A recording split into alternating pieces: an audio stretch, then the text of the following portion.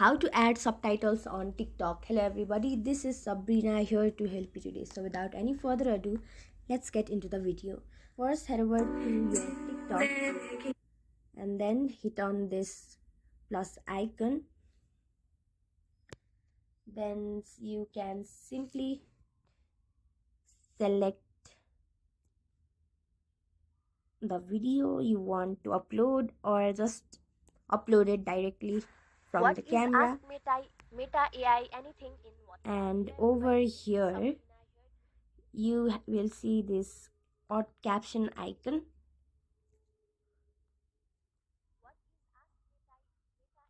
This is the caption and it will automatically generate it for you. Wait for it to process the audio and it will generate on its own. Here you can also select the language.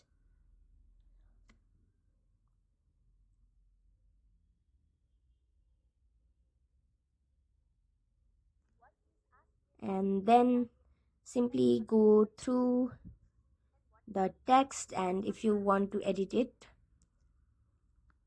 simply tap on it and you can edit it.